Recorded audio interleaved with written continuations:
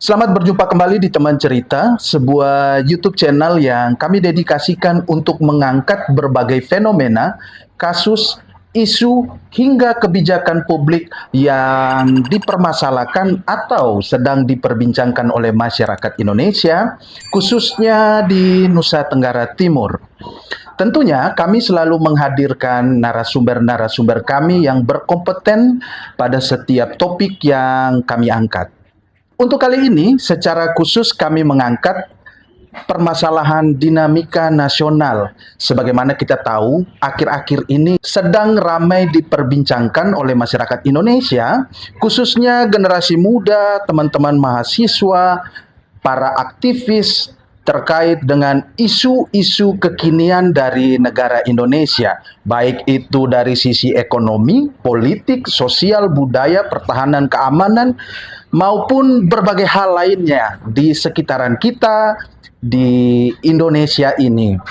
Dan untuk membahas topik ini telah hadir bersama kami seorang narasumber kami yang bagi teman-teman aktivis di Nusa Tenggara Timur tidak asing lagi, Kakak Yosep Sudarso Asafa atau lebih dikenal Kakak Yosi, mantan aktivis lebih senior dari kami-kami.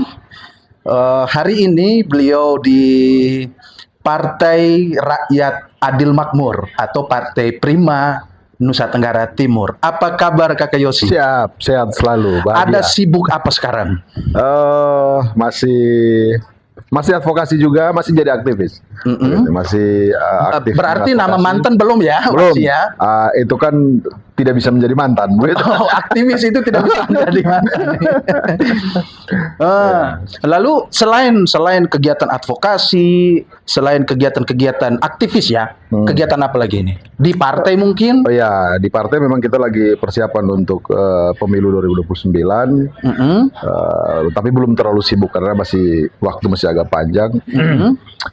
Selain itu sebenarnya kegiatan ekonomi sih sebenarnya. Apa sih sebenarnya misi besar Partai Prima Nusa Tenggara Timur ini? Karena kemarin PSI misalnya, ya, kami akan menjadikan NTT itu kandang banteng. Emang NTT kebun binatang? Bagaimana ini Partai Prima? Ya, sekurang-kurangnya bisa ikut pemilu aja dulu. Sekurang-kurangnya bisa ikut pemilu dan hari ini berada pada gerbong pendukung pemerintah ya. Bagian dari ya partai koalisi. Ya. Dan saya rasa bahwa Partai Prima sebagai ya bagian dari pemerintah partai koalisi tentunya mengetahui dinamika keindonesiaan hari ini ya. Ramai ini akhir-akhir ini ada persoalan ekonomi, rupiah anjlok katanya ya. Kurs itu sampai dengan 17-18 ribu. Kemudian sekarang ya puji Tuhan sudah mulai pelan-pelan dia turun. Kemudian kondisi ekonomi, program-program strategis nasional yang kemudian disorot dan sebagainya. Nah, karena persoalan-persoalan ini kami mengundang Kakak Yosi untuk bisa berbagi dengan teman-teman semua di rumah. Khususnya generasi muda terkait diskursus keindonesiaan kita yang akhir-akhir ini ramai ya. Persoalan reformasi jilid 2. Tentu ini bukan topik yang asing lagi nih. Kadang-kadang orang teriak reformasi jilid 2. Bahkan ada istilah revolusi. Eskalasinya lebih tinggi. Lebih tinggi lagi nih. Seruannya lebih kencang lagi. Saya kalau ingat kata revolusi itu zaman kita aktivis dulu, mahasiswa dulu. Tiap kali kita demo itu selalu teriak revolusi. Itu di Jalan Eltar itu pasti biasa itu teriakan-teriakan kayak begitu. Nah, terkait reformasi jilid 2 ini tentu kita tidak bisa lepas dari yang namanya reformasi 98 ya. Istilah reformasi reformasi jilid 2 ini ya. Itu tidak bisa dilepas dari yang namanya reformasi 98. Sebagai seorang aktivis ya. Apa makna perubahan sejati dari reformasi 98 dan apa sih pelajaran penting yang bisa kita petik dari reformasi 98 saat itu ya? Baik, selamat siang rekan-rekan semua. Memang mengambil sebuah kesimpulan politik itu kan kita tidak bisa lepaskan diri dari situasi objektif yang ada di depan mata kita gitu. kita membaca reformasi 98 itu tidak bisa juga kita pisahkan dari konteks politik di masa itu. Iya. Reformasi 98 adalah sebuah loncatan sejarah, sebuah loncatan peradaban di mana negara ini kemudian didorong untuk meninggalkan sebuah fenomena politik ekonomi di masa itu yang kita tahu sendiri sangat diktator dan sangat korup pemerintahan di masa itu. Sehingga gelombang massa yang kemudian termobilisasi melakukan aksi-aksi protes di masa 96, rentetan itu sebenarnya kan dari 96. Betul, 96. 96 berjilid-jilid sampai dengan puncaknya jatuh pada 98, Mei 98 dan Soeharto mundur. Memang banyak hal yang perlu kita belajar dari kenyataan 98. Bahwa ternyata melakukan sebuah perubahan itu tidak cukup dengan sekedar sekedar tumpuannya pada sandaran emosional semata gitu. Bahwa 98 itu menjadi pelajaran penting bahwa semua orang melihat bahwa problem utama adalah Soeharto. Iya. Gitu. Orang tidak melihat bahwa Soeharto itu berdiri di atas suatu menara gading yang ditopang oleh sebuah sistem ekonomi politik yang menopang dia. Sehingga menggantikan sebuah rejim di masa itu, masuk ke sebuah transisi rejim yang baru, harusnya tidak semata soal urusan kepemimpinan, tapi soal frame ekonomi politiknya juga menjadi ukuran yang paling penting. Apakah itu turut dirubah atau tidak, turut berubah atau tidak. Iya. Kenyataan yang terjadi adalah pasca 98 kita masuk di era reformasi, justru yang terjadi kita lebih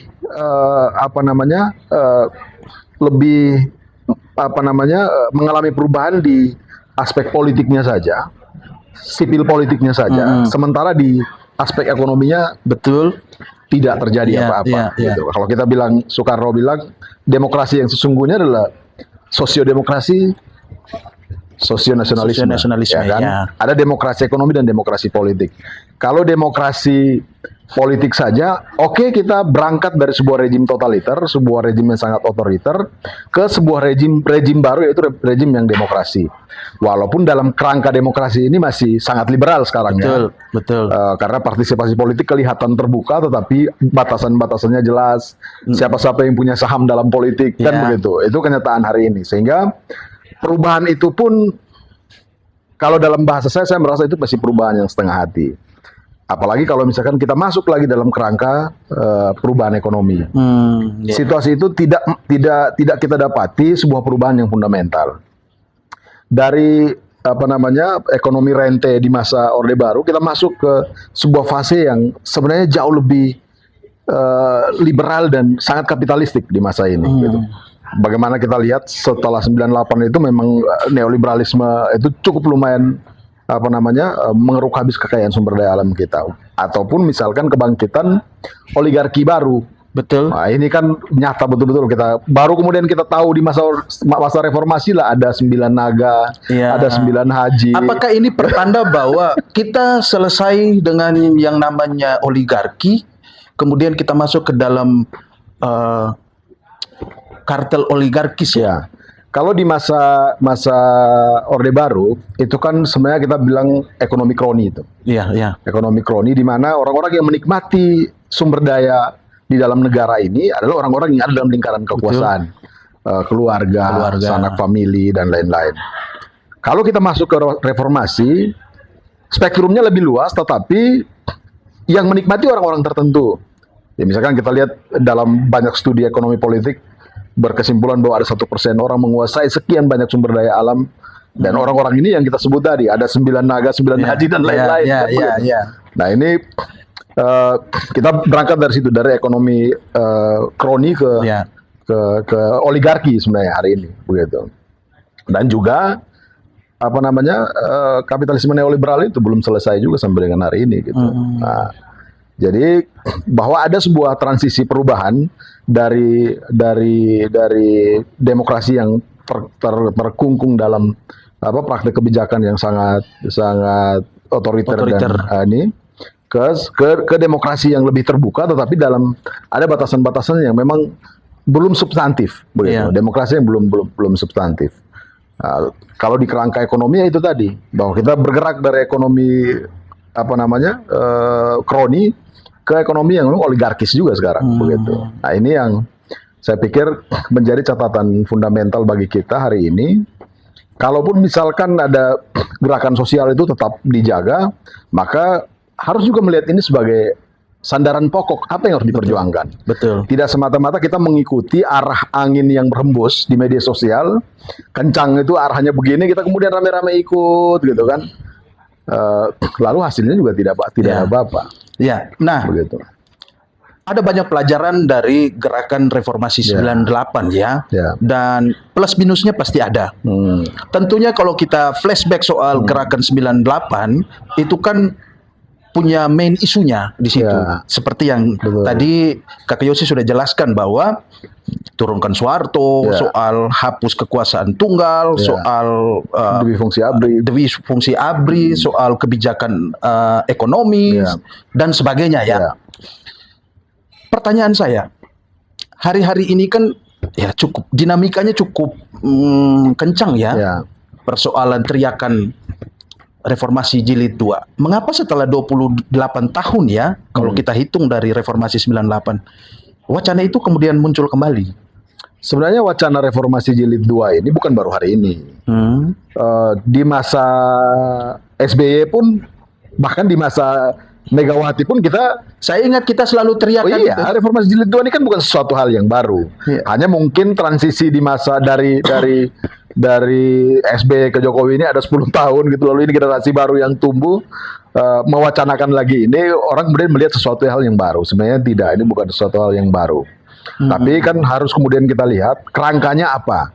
Gitu. Reformasi jilid 2 ini kerangkanya apa? Gitu. Kita kan tidak mau kemudian mengulangi kesalahan 98, betul. gitu kan? Bahwa mahasiswa berdarah-darah, orang banyak jadi korban, ada korban nyawa dan segala macam, tapi kemudian yang menikmati reformasi justru saya teringat bahwa pasca 98 ada yang namanya masa transisi 98 sampai tahun 2021 ya. Di situ Indonesia betul-betul mengalami hal yang goncangan skala nasional ya. Ekonomi anjlok, nilai tukarnya itu dari 2.500 sampai dengan 15.000 US dollar pada saat itu ya. Kemudian perbankan hancur. Dalam panggung perpolitikan itu pemimpin berganti pemimpin, Habibie, kemudian tidak lama ganti Gus Dur, tidak lama lagi tahun 2021 ganti Megawati, dan kondisi Indonesia itu betul-betul membutuhkan waktu yang banyak untuk bisa kembali kepada kestabilan ya. Nah, ini jadi pelajaran penting. Bagaimana Kakak melihat ini dari sisi isu reformasi jilid 2 ini? Memang sebetulnya kalau di tataran elit, sebenarnya pemainnya itu saja. Setiap ada pergantian kekuasaan yang kemudian mengambil untung dari ekonomi nasional kita ini kan sebenarnya itu aja.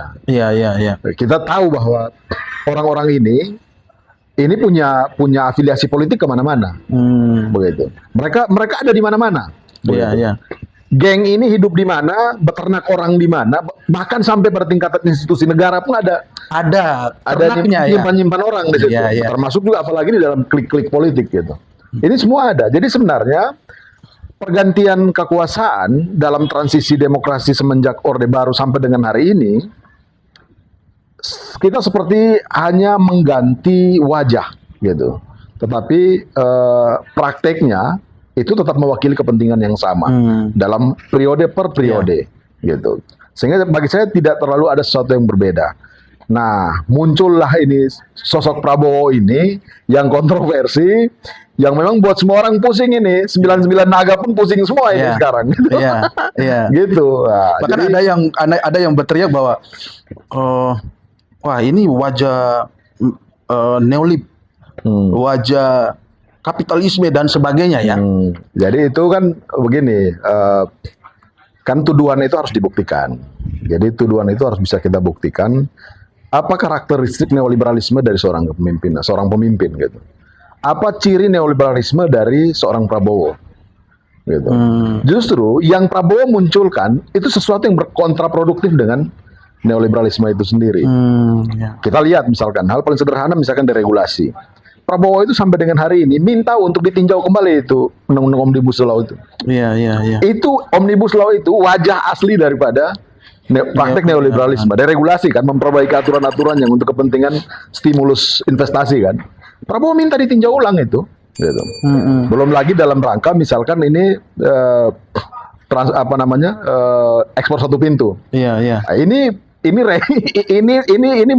orang bilang memukul telak di wajah neoliberalisme gitu. Sehingga kalaupun misalkan hari ini teman-teman bilang Prabowo ini cerminan dari imperialisme neoliberal, dibuktikan kebijakan yang mana yang mencerminkan neoliberalisme itu gitu. Iya. Justru yang sedang Prabowo lakukan adalah Prabowo melawan itu. Bahkan banyak orang bilang hari ini yang duduk berseberangan dengan Prabowo adalah neoliberalisme. Yang melawan Prabowo hari ini adalah bagian dari kekuatan neoliberalisme. Karena apa? Yang Prabowo lakukan sekarang adalah melawan neoliberalisme, kapitalisme neoliberalisme yang puluhan ratusan tahun ini jarah bangsa ini begitu. Apa benar-benar kita butuh sistem baru atau memang situasi hari ini hanya bentuk kekecewaan dari hasil reformasi 98 yang belum selesai? Saya kira begini, kesimpulannya terlalu prematur. Apa yang kemudian muncul dalam gerakan sosial hari ini, sesuatu yang sangat prematur. Sesuatu yang tidak merepresentasikan, kalau kita bicara imperialisme, prematur. Iya. Gitu. Kalau kita bicara Prabowo imperialisme itu prematur. Dan Ya, itu yang kemudian dikapitalisasi terus-menerus kan. Karena saya selalu dengar itu kata-kata imperialisme. Ya, itu kan sesuatu yang prematur dan teman-teman sendiri tidak bisa membuktikan. Lalu yang kedua, kita sebenarnya begini, kita senang bahwa sebagai aktivis yang memulai terlibat dalam gerakan sosial ini terlebih dahulu gitu kan, merasa bahwa api perjuangan itu masih terus dijaga sampai dengan hari ini. Terutama teman-teman muda ini masih menjaga api ini tetap menyala gitu. Dan itu saya pikir penting untuk terus dijaga. Karena apa? Rejim apapun dalam kerangka yang mindset politik dalam bentuk apapun, kalau tidak dikontrol bisa keluar rel. Termasuk Prabowo sekalipun yang punya pikiran dan program politik yang bagus pun, kalau misalkan tidak dijaga secara baik, rejim ini, pemerintahan ini tidak menutup kemungkinan untuk keluar rel. Buktinya apa? Apa yang terjadi sekarang? Iya, iya. Korupsi di Badan Gizi Nasional adalah satu cermin bahwa pemerintahan ini perlu untuk dijaga, perlu untuk dikawal agar kemudian program yang luar biasa ini memang betul-betul bermanfaat bagi masyarakat. Koperasi Desa Merah Putih misalkan, ini kan masih di luar daripada objek yang disorot oleh banyak orang. Padahal barang ini bagus, tapi kalau misalkan tidak dijaga secara baik, akan jadi bias barang ini. Begitu. Pemerintahan kita ini mau sebagus apapun gerakan sosial kalau misalkan tidak menjaganya, maka tetap akan kejadian yang sama akan terjadi. Apalagi misalkan ini Prabowo punya mimpi yang besar terhadap negara ini. Baru menurut saya ya, tidak subjektif juga karena saya pikir ini punya landasan yang bisa kita perdebatkan. Pemerintahan yang bagi kita paling progresif setelah reformasi adalah Prabowo. Pemerintahan yang menurut saya paling progresif setelah reformasi adalah Prabowo. Alasannya? Ukuran paling sederhana, baru Prabowo saja menyatakan perang terhadap neoliberalisme, menyatakan perang terhadap oligarki. Coba kita periksa. Dari reformasi 98 sampai dengan hari ini, berapa presiden ini? 5 ya? Iya.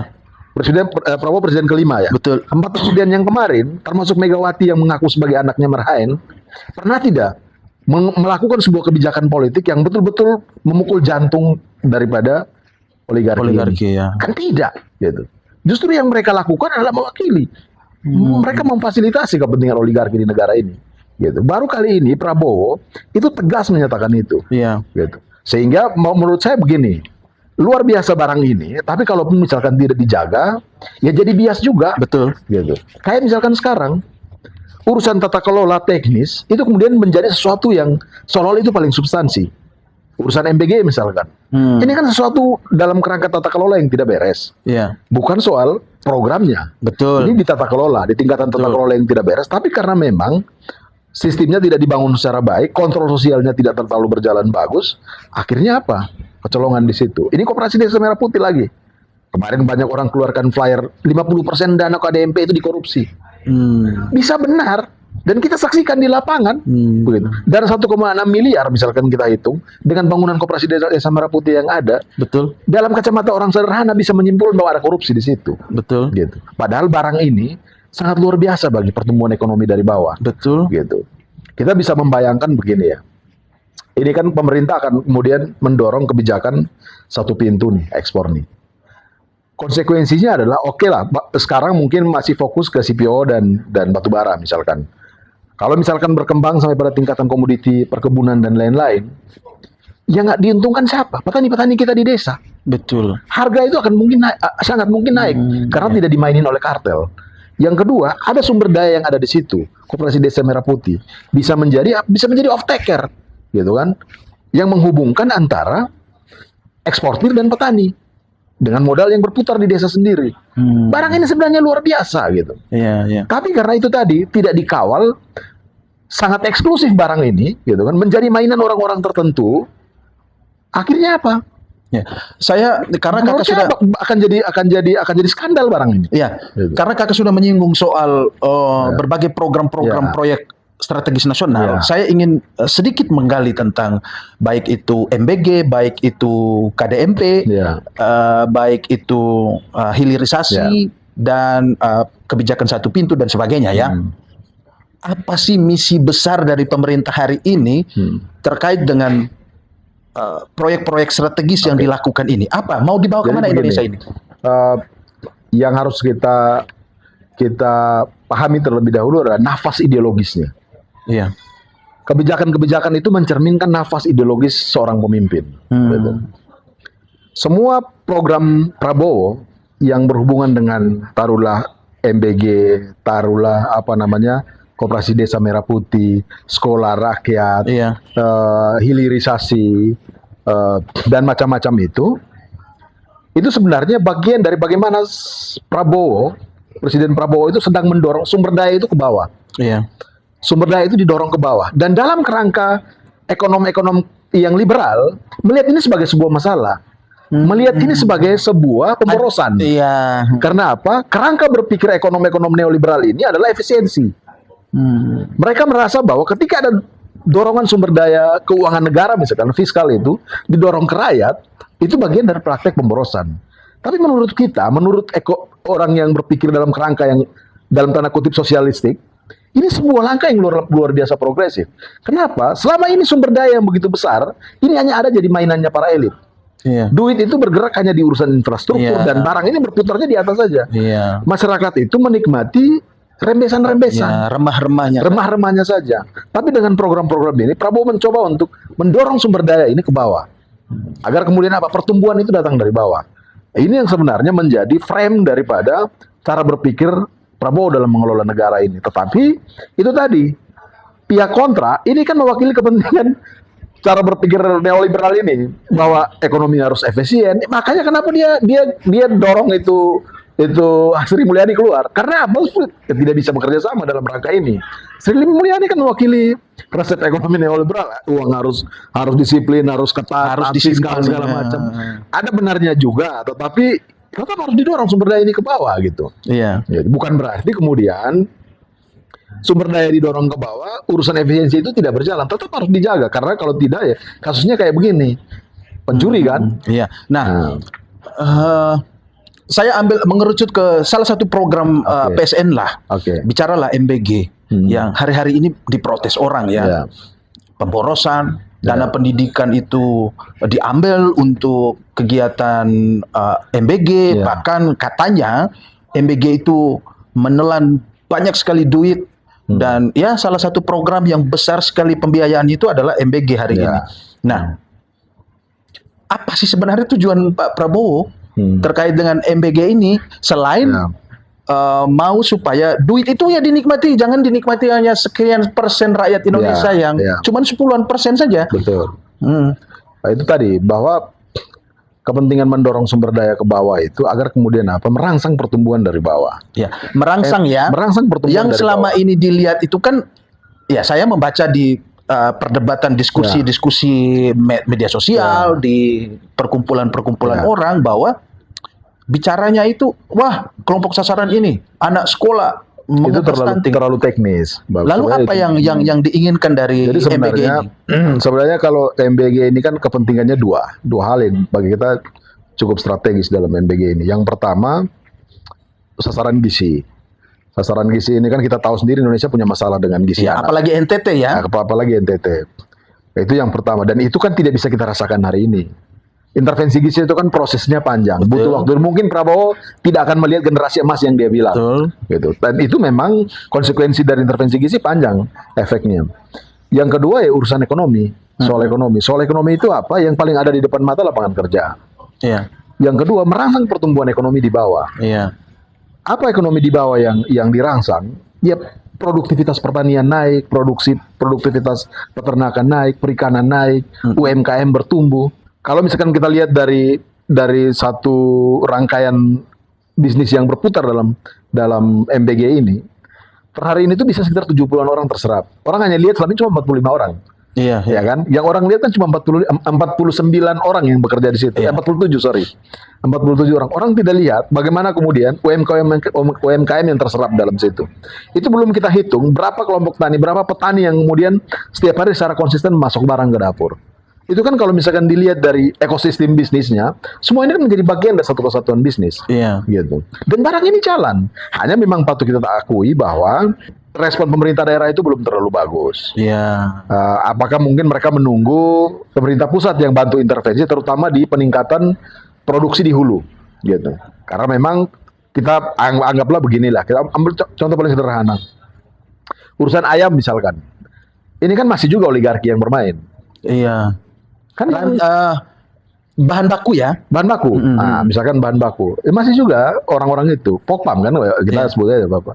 Yang memang menguasai mayoritas pasar di sini ya mereka. Iya. Nah, kita sangat pingin untuk kemudian ini kalau bukan pemerintah pusat ya pemerintah daerah. Bagaimana caranya mengintervensi produksi peternakan dalam skala besar di setiap kabupaten. Minimal misalkan satu SPPG itu ditopang oleh satu desa yang urus peternakan, beberapa desa ngurus pertanian, bagus barang ini bisa jalan. Betul. Gitu. Kami pernah membahas persoalan MBG ini di Kabupaten Sika ya. Ya. Kebetulan bupatinya itu teman-teman kita ya. Ada permasalahan besar di sana yang dikeluhkan oleh masyarakat terkait dengan bahan baku yang bukannya datang dari Kabupaten Sika, kemudian diambil dari luar. Betul. Karena SPPG itu kan punya standar gizinya. Betul. Nah, misalnya contoh beras.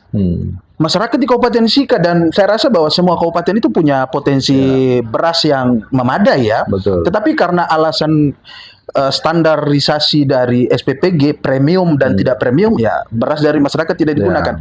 Nah, ini yang sebenarnya harus didorong kepada pemerintah daerah seperti yang disampaikan oleh Kak Yosi tadi ya. Memang kan kalau di konsep secara nasionalnya kan konsep itu dijahit sama BP Taskin. Bagaimana kemudian mengintegrasikan beberapa kementerian teknis terkait agar kemudian berkolaborasi di bawah. Kementerian Pertanian itu ngambil perannya, ya kan? BGN ngambil perannya di urusan teknis produksi dan distribusi. Kementerian Pertanian main di urusan produksi di hulu. Tapi kan memang kalau kita memikirkan semua diurus oleh Kementerian Pertanian, pasti juga kesulitan. Sehingga harusnya barang ini direspon secara cepat oleh pemerintah daerah. Barang ini tidak susah menurut kita. Nah, kenapa sampai direspon terkesan lama sekali direspon oleh pemerintah atau mungkin pemerintah daerah karena ini programnya pemerintah nasional pusat kemudian pemerintah daerah hanya menjadi penonton. Betul. Kita nih maksudnya begini. Kalau saya secara pribadi sih sebenarnya sudah mengkomunikasikan. Termasuk dengan Pak Gubernur juga kita komunikasikan bagaimana kemudian sebaiknya program OFOP-nya Pak Gubernur itu satu desa satu produk itu diorientasikan pada menjahit koneksivitas dengan dapur. Mau pikir pasar yang model bagaimana, gitu kan? Pasar yang paling jelas adalah 1 miliar 1 bulan nih satu SPPG ini, gitu. Daripada itu NTT Mart kan aduh kasihan juga kalau kita lihat, begitu toh. Kalau misalkan 9 miliar investasikan ke NTT Mart yang per hari ini kita tidak bisa mengukur, ya kan? Kita tidak bisa mengukur sejauh mana output daripada investasi itu. Kalau 9 miliar itu diinvestasikan kepada 9 SPPG saja dalam kerangka mendorong produktivitas hulu, terukur barang ini begitu. apa sih yang harus dilakukan oleh pemerintah pusat maupun pemerintah daerah sehingga program yang tadi sudah Kakak Yosi jelaskan, program yang baik ini bisa berjalan dan berdampak untuk masyarakat. Ya. Kalau secara teknis kan sebenarnya di Kementerian Desa itu sudah jalan dengan mewajibkan alokasi 20% dana desa untuk ketahanan pangan itu. Sebetulnya dengan celah itu, sumber daya di dana desa itu bisa kemudian didorong untuk peningkatan skala produksi pertanian. Iya. Tapi memang secara teknis barang ini tidak dikawal secara baik. Lalu misalkan mendorong kredit usaha rakyat, mekar lagi didorong, dikasih kurang bunga segala macam. Hanya kan ini memang harus ada tim yang memang secara aktif mengkonsolidasi ini di bawah. Kalau tidak maka susah. Gitu. Petani misalkan dia bisa berproduksi tapi mungkin apa yang dia produksi tidak ada hubungan dengan dapur, misalkan jenis komoditi yang tidak ada hubungan dengan dapur. Iya. Kan ini harus ada orang yang jahit. Betul. Ya kan? Lu harus tanam sayur jenis ini, kualitasnya standarnya begini. Lu harus piara ayam petelur dengan kualitasnya standar begini, ayam dengan standarnya begini. Ini kan harus ada orang yang menekuni ini. Betul. Harus ada orang yang menjahit ini. Kalau tidak maka ya petani berdaya upaya sendiri. Yang terjadi sekarang begitu. Nah, jadi ini yang kita pingin untuk kemudian kalaupun misalkan pemerintah pusat itu belum secara maksimal memainkan itu, kan pemerintah daerah harusnya mendorong ini. Ya, kalau misalkan kita tidak melakukan itu, maka ya duit ini mengalir keluar semua ini, gitu. Betul. Kalau misalkan kita bisa hitung saja, kalau misalkan satu kabupaten itu dalam angka 100% misalkan semua penerima manfaat itu jalan, itu duit bukan sedikit setiap bulan, bisa triliun setiap bulan. Iya. Nah, tapi kan masalahnya hulunya kalau misalkan tidak disiapkan kan juga percuma. Iya. Yang tertinggal di situ kan cuma sedikit begitu. Sisanya keluar semua dan ya siapa yang menikmati ya oligarki juga yang menikmati. Nah, dari berbagai program strategis nasional yang tadi Kak Yosi sudah jelaskan bahwa ini sebenarnya tujuannya untuk kebaikan, bukan hanya bicara kasih makan orang, misalnya program MBG, tapi bicara tentang ekosistem bisnis, bicara tentang peningkatan ekonomi masyarakat.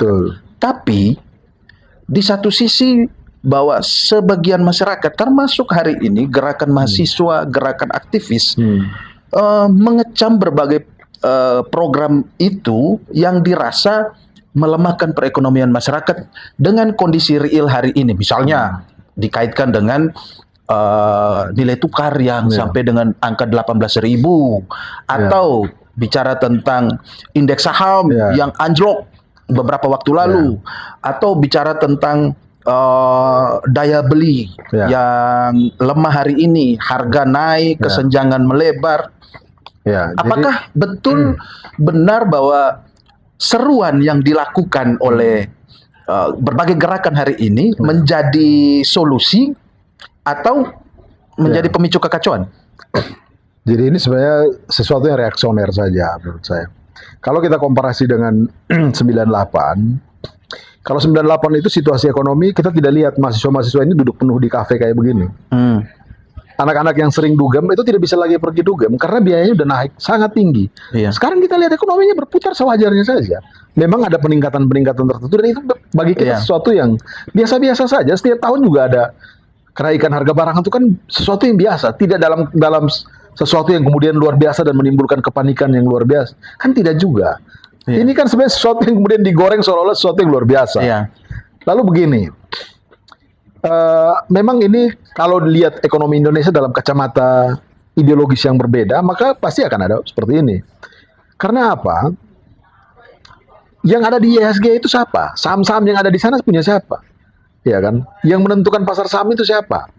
Kan bukan Om Anton yang bertani di TTU sana. Kan tidak gitu. Makanya Prabowo bilang apa? Dolar naik pun kita malas tahu kita karena petani di desa tidak belanja pakai dolar. Nah, itu walaupun itu agak nyeleneh gitu. Memang ada efeknya tapi tidak seperti yang orang hari ini kayak mengerikan sekali situasi ini begitu. Tapi kan tidak, semua kafe ini masih penuh terus sampai dengan sekarang tadi saya lihat kan begitu. Dan masih enjoy. Zaman dulu mana ada 98 itu. Semua orang itu kan mengeluh, tidak bisa belanja, tidak bisa pergi dugem karena biayanya naik tiba-tiba dalam angka yang sangat tinggi dan orang kemudian itu mempengaruhi daya beli. Per hari ini saya pikir sesuatu yang biasa saja begitu. Kalaupun ada peningkatan ya masih dalam dalam batas normal begitu. Iya. Nah, lalu urusan pasar saham ini kan sesuatu yang sangat spekulatif. Bahkan per hari ini tuh banyak kemudian kajian-kajian mulai teman-teman ekonom mulai buka-bukaan itu. Siapa nih yang bermain duit nih? Tarik duit, kasih masuk duit, tarik duit, kasih masuk duit. Ini siapa yang bermain? Ya orang-orang ini juga yang lagi disikat begitu. Jadi sebenarnya ini sudah mulai ketahuan siapa yang bermain, begitu kan? Karena yang menguasai pasar saham kita mayoritasnya kan ini oligarki ini juga, Iya. gitu. Yang investasi barang di dalam ini kan oligarki ini juga. Mereka yang sedang dipukul dan mereka yang sedang mengganggu negara ini dengan langkah-langkah spekulatif yang mereka lakukan, gitu. Jadi saya pikir sesuatu yang saya pikir masih dalam kerangka yang normal-normal saja. Kalaupun kemudian ini dikaitkan dengan reformasi jilid 2 atau revolusi, tidak ada referensi sejarah yang cukup membuat kita serius untuk mengambil itu sebagai pilihan referensi dalam gerakan sosial bahwa situasi kayak begini kemudian kita harus mengatakan revolusi. Ambil hal paling sederhana, kita punya pengalaman 98. Teman-teman di Singapura misalkan punya pengalaman dengan Marcos misalkan. Itu kan juga sama, mobilisasi jutaan orang, Pak, gitu. Ganti kekuasaan. Tapi apa yang terjadi? Pemimpin baru yang naik melakukan hal yang sama juga, gitu kan? Karena apa? Habis kita demo, kita pulang ke kampus, gitu kan? Tidak kemudian membangun sebuah kerangka politik yang bagus. Contoh yang paling sederhana yang saya pikir perlu untuk kita pelajari apa yang dilakukan teman-teman muda di Spanyol. Nah, Podemos itu sebuah referensi gerakan sosial yang bagi kita perlu untuk menjadi pelajaran bagi kita, bahwa bermula dari protes massa, gerakan sosial itu kemudian terkristal sampai pada tingkatan membentuk sebuah kekuatan politik sendiri. Iya. Karena apa? Bagi mereka merebut kekuasaan satu-satunya cara adalah cara demokratis, dengan alat politik sendiri, dengan cara berpikir sendiri. Itu yang bisa kita lakukan. Dengan urusan soal kemudian gerakan massa bisa mengganti kekuasaan, ini hanya huru-hara begitu. Ujungnya akan menjadi huru-hara dan kemudian menimbulkan sesuatu yang buruk juga bagi negara ini. Apakah ini murni gerakan rakyat atau memang diboncengi oleh kepentingan politik untuk menjatuhkan pemerintah yang sah? Kalau dari kacamata Kayosi ini, dalam banyak variabel kan sebenarnya ini kita tahu lah by design. Gitu. By design. Artinya ada yang mendesain behind-nya, ada yang mendesain situasi ini dan mulai kelihatan sekarang ini. Hanya memang kita juga perlu kemudian memberikan kritik kepada teman-teman yang ada di gerakan sosial, terutama teman-teman mahasiswa, bahwa belajarlah dari sejarah. Belajarlah dari sejarah agar kemudian tidak salah mengambil langkah. Perlu untuk terus menjaga api perjuangan ini, tetapi api perjuangan itu harus betul-betul menyala dengan terang dan memberikan jalan keluar yang tepat. Jangan sampai kemudian kita terus-terus menjadi alat. 98 itu contoh yang paling konkret ketika gerakan sosial itu dijadikan sebagai alat tunggangan politik. Ya kan? Walaupun kita rasa ada dampak sosialnya, tapi lebih banyak dinikmati oleh orang-orang yang menunggangi gerakan sosial. Gitu. Apakah sekarang teman-teman ini juga mau menjadi alat pada orang-orang ini, alat dari oligarki yang sedang dipukul sama Prabowo? Silakan aja begitu. Dalam kacamata Kayosi ini, mantan aktivis, bukan mantan aktivis, dan juga hari ini ada dalam dunia panggung politik, partai politik. Apakah gerakan yang sudah dibangun hari ini, reformasi jilid 2, bahkan seruan revolusi itu hanya bentuk kekecewaan atau memang sudah punya blueprintnya yang jelas apa yang mau diganti, kemudian modalnya seperti apa, mau sistemnya seperti apa? Sebenarnya kan beginilah, ini kan kita juga semua mantan pemain semua ya. Gitu. Kadang slogan-slogan itu, kadang bahasa-bahasa itu hanya kita pilih sebagai diksi slogan untuk membangkitkan heroisme gerakan gitu. Dan ini juga bukan baru hari ini gitu kan. Kita juga kemarin-kemarin begitu kok begitu. Tapi setelah kita jauh lebih melangkah, kita sadari bahwa perubahan sosial itu tidak akan mudah dilakukan dengan 1-2 langkah gitu. Dia butuh satu proses panjang dan terencana dengan baik agar kemudian menghasilkan sesuatu yang baik. Kalau sekedar reaksioner kayak begini, pasti juga kemudian akan meredup. Kalaupun menghasilkan sesuatu loncatan kualitatif secara politik, dia tidak akan menghasilkan sesuatu yang baik. Karena apa? Yang sedang menanti kekuasaan ini diambil alih orang-orang ini juga gitu. Betul. Apakah kemudian mereka ini sudah siap menggantikan kekuasaan ini? Tidak juga, ujung-ujungnya kasih juga ke orang-orang ini. Betul. Apakah para mahasiswa ini sudah siap ketika pemerintahan Prabowo menyerahkan kekuasaan ini ke tangan mereka? Apakah siap mereka? Kan tidak siap. Ujung-ujungnya apa? Dikasih ke orang-orang ini juga. Siapa orang-orang ini? Ya para oligarki ini juga. Mau kalian jadi antek oligarki ini gitu. Berarti di belakang gerakan ini sebenarnya Kayosi mau bilang bahwa ada yang membonceng oligarki maupun kepentingan politik. Dengan rasa tinggi hormat kepada teman-teman gerakan sosial, bahwa tidak ada yang mendesain situasi. Ada yang mendesain situasi, ada juga situasi objektif yang menjadi sasaran kritik. Begitu. Jadi memang bahwa teman-teman gerakan sosial ini melihat ada problem sosial. Iya. Problem sosial itu nyata. Iya. Apa tadi? Ya tata kelola, urusan tata kelola, urusan teknis tata kelola. Dan bagi kita itu sesuatu yang wajar dan harus dikritik. Iya. Tetapi ketika eskalasinya sudah naik pada tingkatan isu mengganti kekuasaan, maka itu kita yakin bahwa ada yang mendesain. Aku yakin bahwa ada yang mendesain. Siapa yang mendesain? Ya para oligarki ini yang terganggu dengan keberadaan Prabowo hari ini. Gitu. Jadi kita ingin untuk kemudian teman-teman mahasiswa lebih membuka cakrawala, berpikir bagaimana menganalisis situasi ini agar kemudian tidak salah langkah. Iya. Gitu. Nah, tentunya gerakan kegaduhan dinamika yang terjadi ini cukup berdampak pada sektor ekonomi Indonesia.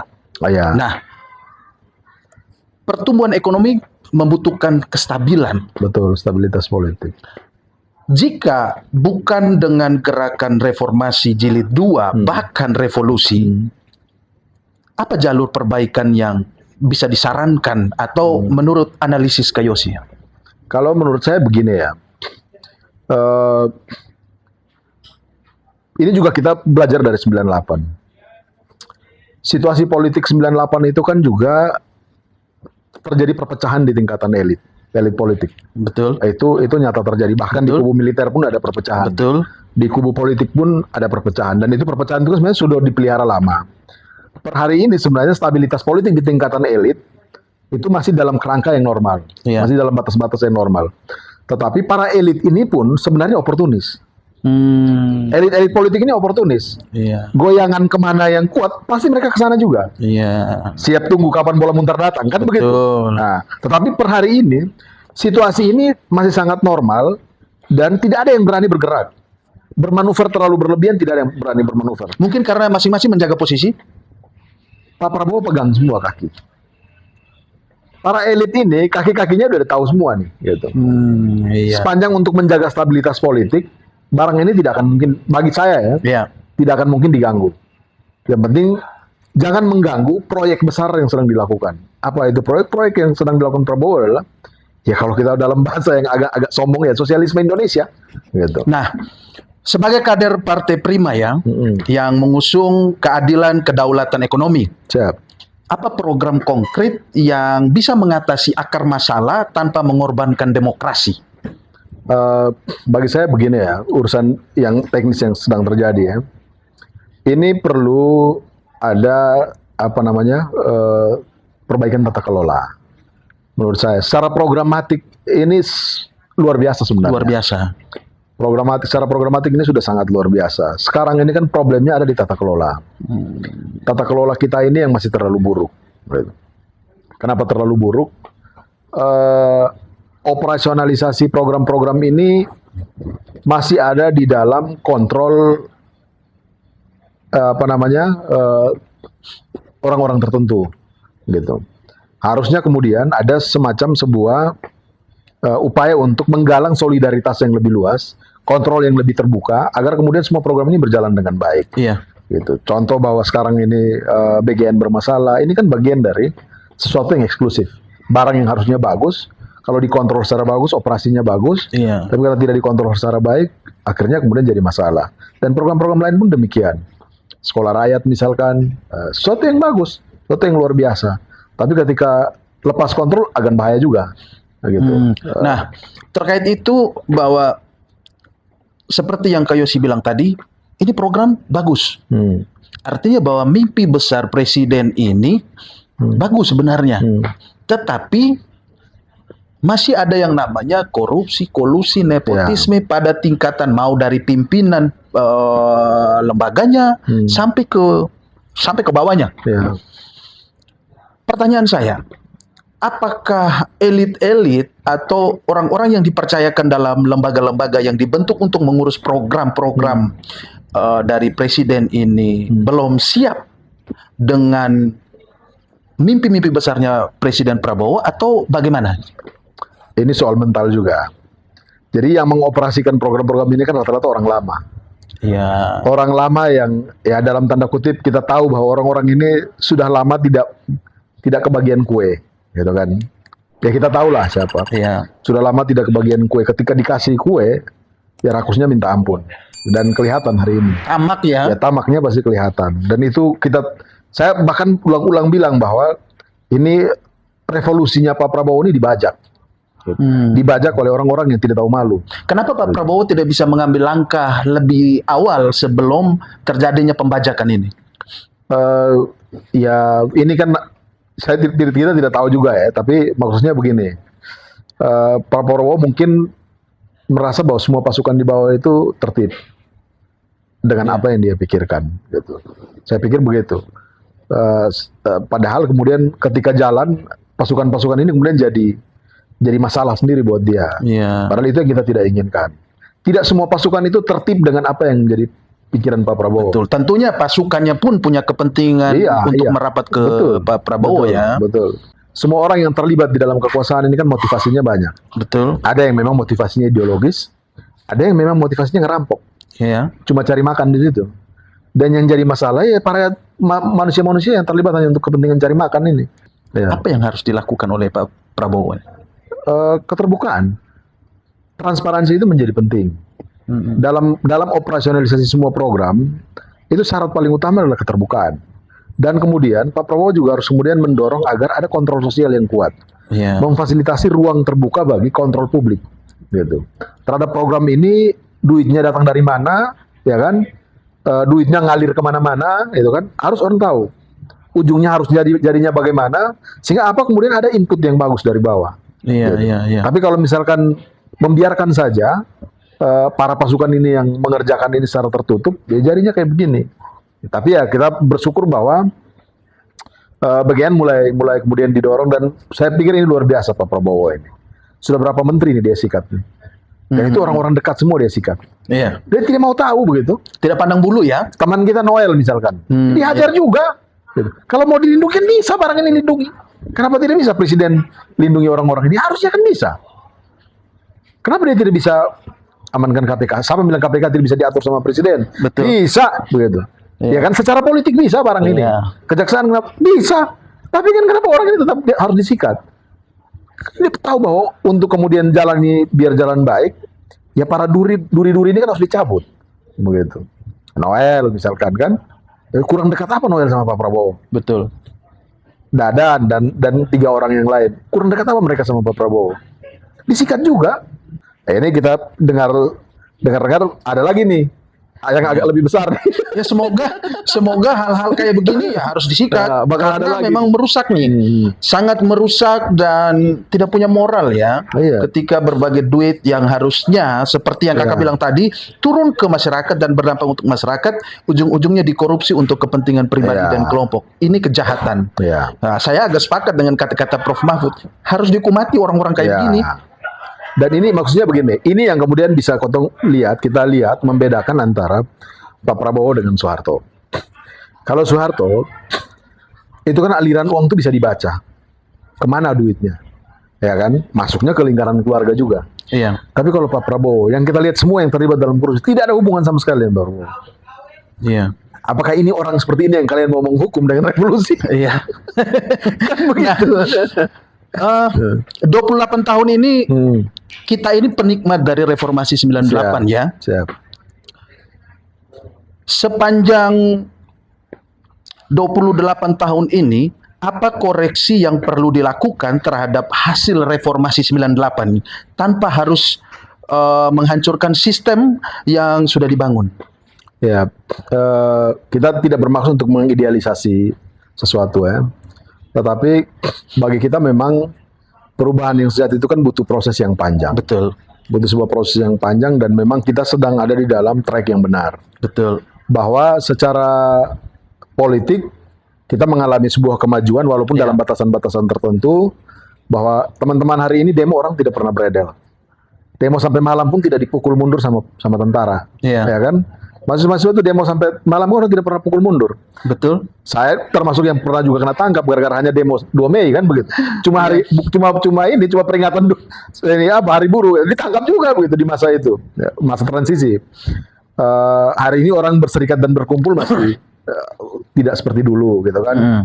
Bahwa ada satu loncatan kualitatif yang bagus. Hari ini siapapun bisa bikin partai, walaupun kemudian syarat partainya untuk bisa masuknya berat sekali itu. Iya, gitu. iya, Kita Periman udah berapa kali nih gagal terus. Saya rasa Kak Yosi sangat pengalaman Iya. lah. Prima partai baru dan memang mengalami itu Betul. ya. Nah, lalu yang memang yang jadi persoalan sekarang adalah bagaimana ekonomi itu bertumbuh ke bawah, bertumbuh dari bawah. Ini yang jadi persoalan. Karena apa? Tadi seperti di awal tadi saya bilang bahwa pasca masuk ke reformasi ini ekonomi tidak bertumbuh dari bawah. Ekonomi justru dinikmati oleh segelintir orang yang menikmati sumber daya. Iya. Sehingga apa yang dilakukan Pak Prabowo ini sebenarnya sudah ada dalam track yang benar, mendorong sumber daya itu ke bawah. Sekarang tinggal bagaimana ini dikerjakan secara bersama. Pemerintah daerah, semua unsur-unsur yang ada di bawah bisa kemudian berpartisipasi dalam kerangka batasan-batasannya masing-masing. Iya. Termasuk mahasiswa segala macam pun tidak masalah mengkritik barang ini. Harus kemudian bila perlu pelototi setiap anggaran yang turun ke daerah. Iya. Pelototi juga minta ruang yang cukup untuk kemudian bisa terlibat dalam memfasilitasi barang ini bisa jalan secara baik. Kita tidak bisa berharap semua mekanisme kontrol itu ada pada institusi-institusi formal yang ada. Betul. Karena ya barang ini kalau misalkan diurus dalam ruang gelap bisa jadi barang gelap juga. Betul. Begitu. Sehingga semua orang harus terlibat secara baik. Saya pikir apa yang dilakukan Pak Prabowo sekarang itu sudah ada dalam track yang benar. Betul. Begitu. Tinggal saja bagaimana di ranah teknis operasionalisasinya butuh ada pelibatan banyak orang, butuh ada kontrol sosial yang kuat, gerakan mahasiswa juga harus kemudian terus melakukan koreksi-koreksi yang baik agar kemudian Iya.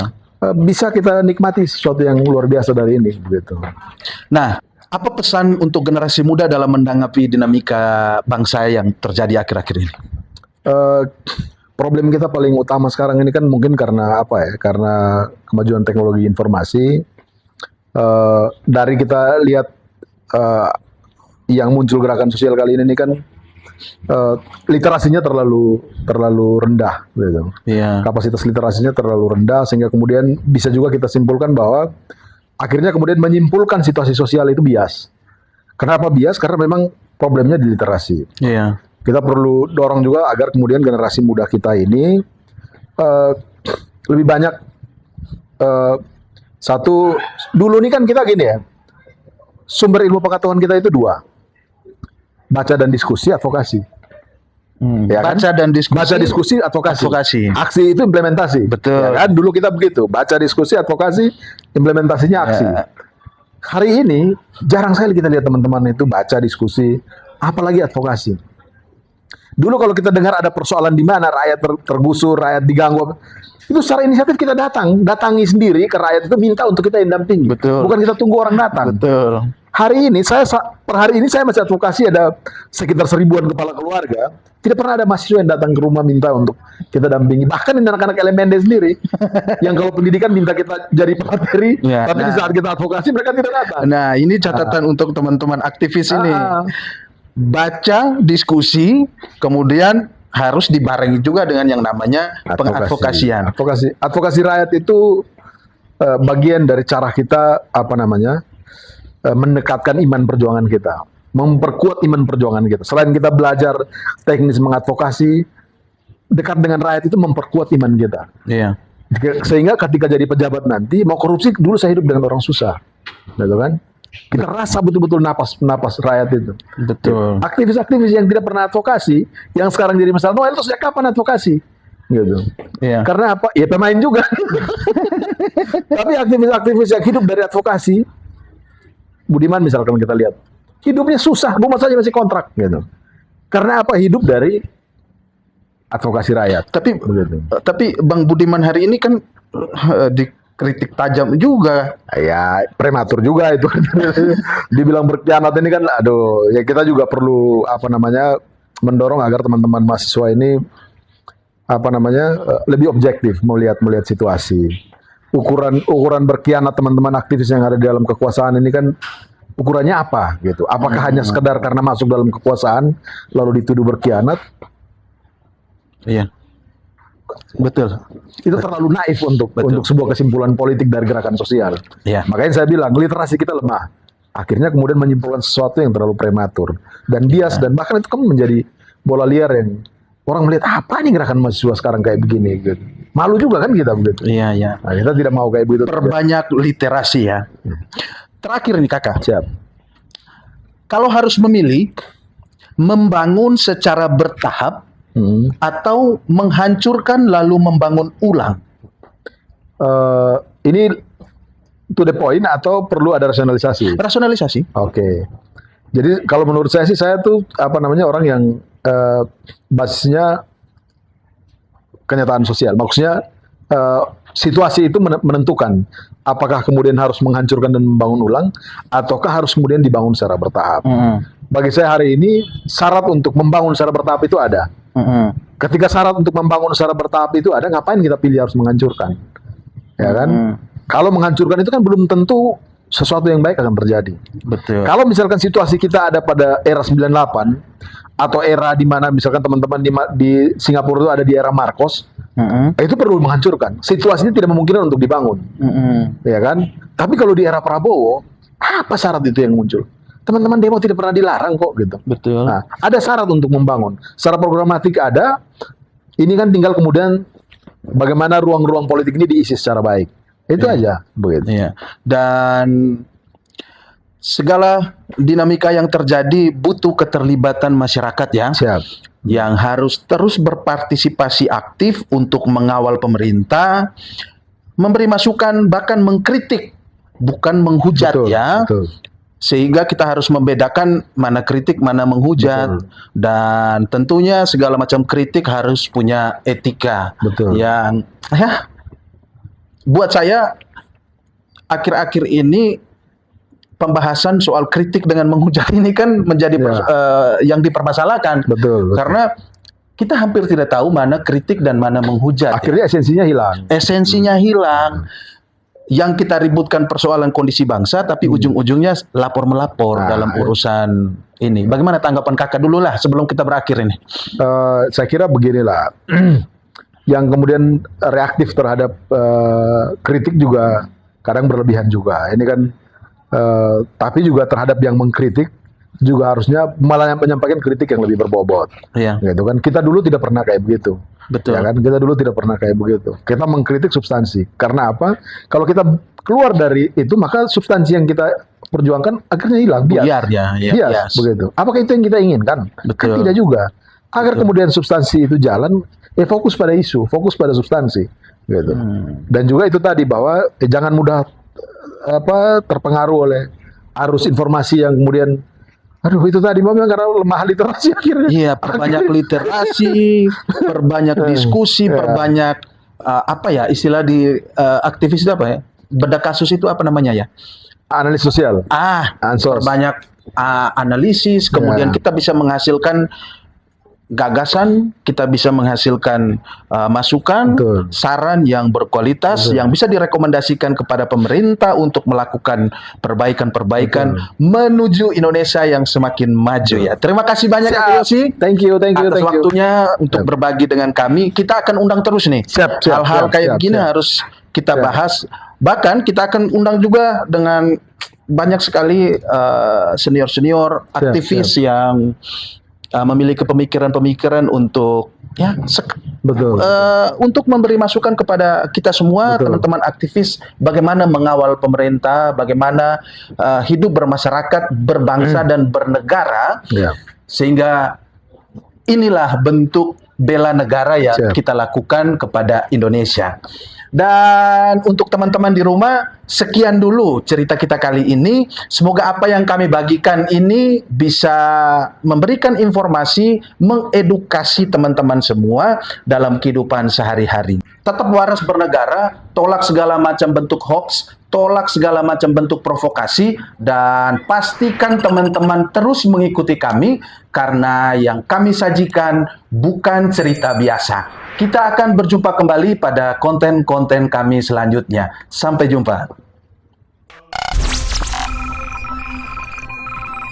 Teman cerita bukan cerita biasa.